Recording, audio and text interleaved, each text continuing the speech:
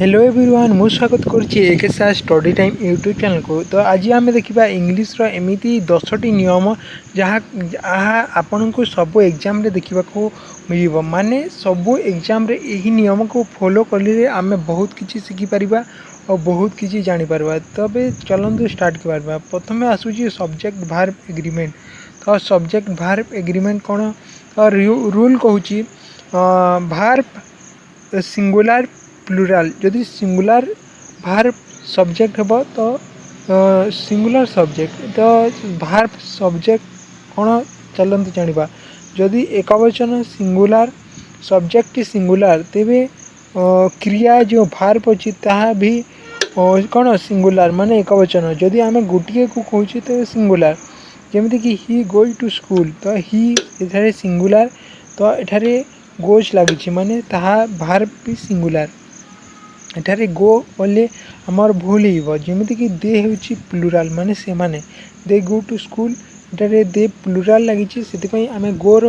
Use करवा verb गोटी माने प्लूराल जदि येस फ्रॉम अच्छी तो ताहा प्लूराल हो तो जमीक कि एठारे पिला एग्जांपल देखा ही गो टू स्कूल यह भूल अटे ही गो टू स्कूल कह कहीं ही गोटे हूँ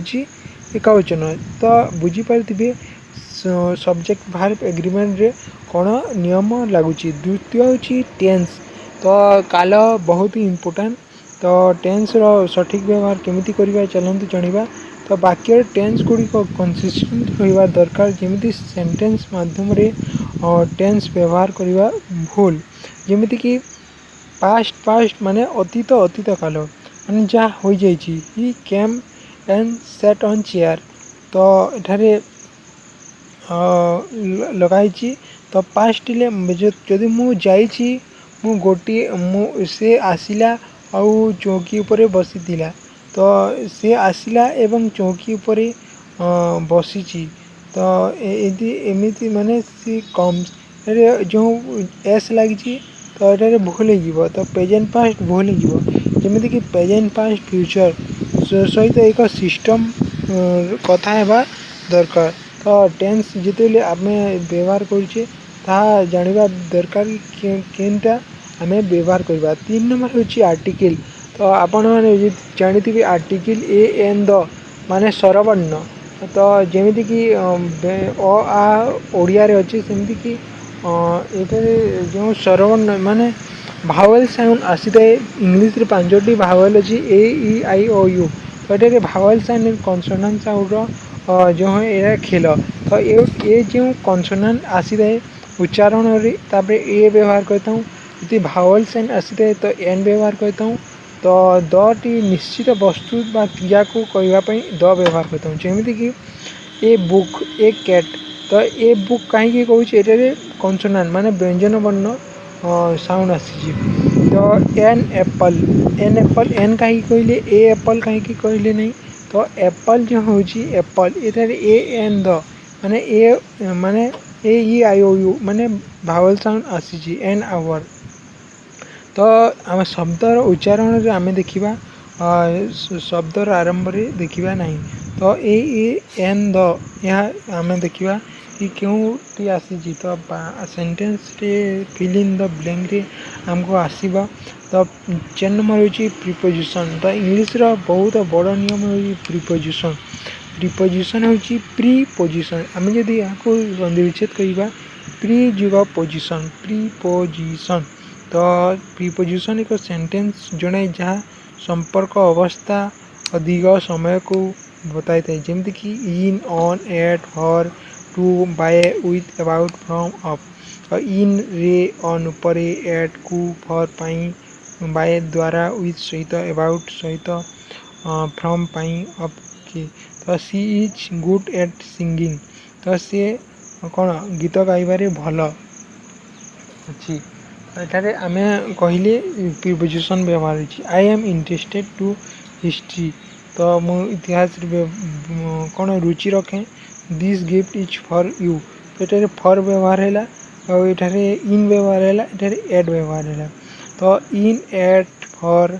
विथ बाय यह सब कौन प्रीपोजिशन तो क्यों कौन व्यवहार हम आगामी क्लास रे प्रीपोजिशन पढ़ा। नेक्स्ट देखा 5 नंबर मॉडल्स प्रिपोजिशन मॉडल्स भी इम्पोर्टाट कैन मे मस्ट तीनोटी अच्छी मॉडल्स। तो मॉडल्स पर भार्ब फास्ट फॉर्म व्यवहार हुए माने can must can may must पर भार्ब फास्ट फॉर्म व्यवहार हो जमीक सी कैन डांस कैन कैन गोटे ये मॉडल्स तो कैन पर डांस डांसिंग कहीं होइला नहीं से से से नाची पारे तो ये भार्ब फास्ट फॉर्म हम।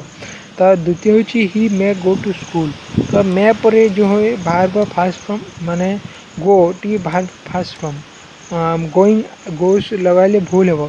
ही मस्ट स्टडी वेल तो he must study well must भी गोटे कौन मॉडल्स तो मस्ट पर स्टडी आसी तो एठारे भी आसव भार्ब फास्ट फॉर्म। तो आशा करुच्ची मॉडल्स कैन मे मस्ट मैंने जिते भी अच्छी ये मॉडल्स जमीक can could may might must should shall will would आ सब कौन मॉडल्स। तो 6 नंबर देखा active and passive voice active passive voice subject plus verb plus subject. तो ये active voice subject verb object हम पैसिव ऑब्जेक्ट प्रथम आसब प्रथम बी आसब तो जिथे बी लगी भार्ब फास्ट फॉर्म लगी बाय लगी जाणी पैसिव वॉइस जमीक active he writes a letter या एक्टिव वॉइस यदि पैसिव वॉइस कहवा a letter is written by him तो यह पैसिव वॉइस। तो आमको एग्जाम पचारे जाए केउटा एक्टिव वॉइस केउटा पैसिव वॉइस जदि बाय लगी भार्ब थर्ड फॉर्म लगी तो पैसिव वॉइस कहीदेव नॉर्मल लिखाई तो एक्टिव वॉइस हो। तो नेक्स्ट देखा 7 नंबर डिग्री ऑफ कंपैरिजन तो positive degree comparative degree superlative degree. तो positive degree normal Ram is tall माने राम डेंगा अटे कंपैरेटिव डिग्री क्या सहित तुलना कले कंपैरेटिव डिग्री हम Ram is taller than Shyam माने राम श्याम ठारू डेंगा। तो कंपेयर कहले कंपैरेटिव डिग्री और सुपर कहा बहुत लोक गुड़िक सुपर कहले सुपरलेटिव डिग्री आसब। तो कंपैरेटिव पर देन लगी थे और सुपरलेटिव प्रथम द लगी थे Ram is the tallest boy in the class जमीक कमन मिस्टेक कहते ही इज मोर टेलर यहाँ करवा भूल हो कहीं ही इज टेलर आम कहीपर। तो active voice positive degree comparative degree superlative degree आशा कर बुझीपारे। 8 नंबर हूँ conjunction conjunction connect two clauses of ideas दुईटी वाक्य बा आइडिया को व्यवहार करिवारे माने जोड़िबारे साहाय्य होता है एन तो एवं बट तो किंतु और तो किंबा बिकज तो कारण although while when unless was tried but worked तो he stayed home because he was sick. तो कंजक जोगसूत्र माने आशा करुच्ची बुझीपारे माने यहाँ दुईटी वाक्य बा शब्द आइडियाज को संजय करिवारे व्यवहार होता है। कंडीशनल सेंटेंस आ टिके टफ हो पारे बाकी आम जाना पढ़ा जमीक if plus present will plus verb first form if you work hard you will pass. तो तुम जदि कठिन परिश्रम कर तो तेरे तुम पास हो। तो ये नियम अच्छी रूल को फॉलो कर निश्चय पढ़ो कहीं यहाँ पढ़े भी जानीब ना यहाँ स्क्रीनशॉट रखिकी निश्चय जानिबे। तो 10 नंबर हूँ कॉमन एरर एमती मिस्टेक करता हूँ जहाँ जानी अजाणत हो जाते हैं जमीक ही डिड नॉट वेंट यहाँ भूल हो ही डिडंट गो हे तो वेंट हे ना गो हे माने से जाऊँगी सी डू नॉट नो ये हे ना she does not know hey myself Anish hey ना I M Anish my self अनिश भूल हो किंतु लोक मैंने कही था आई एम अनिश होता है। तो आशा करुच्ची कि बुझीपारे जहाँ भी पढ़िले तो